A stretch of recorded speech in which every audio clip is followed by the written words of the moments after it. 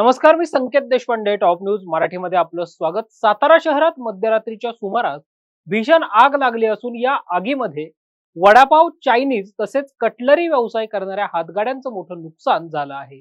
घटनेची माहिती मिळताच अग्निशामक दलाचं पथक तात्काळ घटनास्थळी दाखल झालं व आगीवर नियंत्रण मिळवण्यात यश आलं. मात्र या आगीचं कारण अद्यापही अस्पष्ट आहे.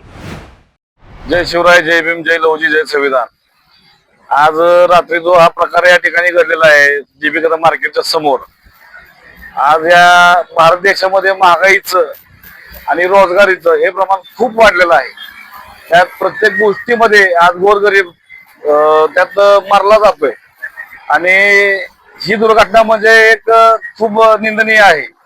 त्याकरता प्रशासनाने आणि पोलीस प्रशासनाने आणि नगरपालिकेने या ठिकाणी खरंच आमचे संजय पवार जे म्हटले की सीसीटीव्हीच्या ठिकाणी सोय करणं फार गरजेचं आहे.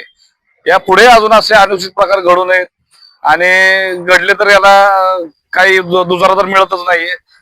आज या ठिकाणी आग लावली गेली का लागली याचंही काही कल्पना कोणाला मिळणार नाही किंवा काय होणार नाही याचं.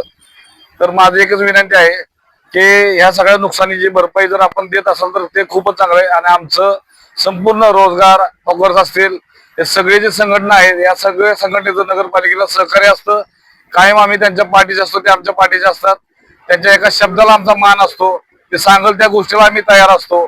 आणि खरोखर इथून पुढे असं कोणतीही घटना घडू नये याकरता त्यांनी ही गोष्ट करावी अशी मी नम्र विनंती करतो. ऑल इंडिया पॅंथर सेना रोजगार आघाडी सातारा जिल्हाध्यक्ष अजय गाडगे. घडलेली घटना ही अत्यंत दुर्दैवी आहे. साधारण 1:30 ते 1:45च्या दरम्यान इथं आग लागलेली आहे किंवा लावलेली आहे असं आम्हाला काय नक्की काय सांगता येत नाही, परंतु घडलेली घटना अत्यंत दुर्दैवी आहे.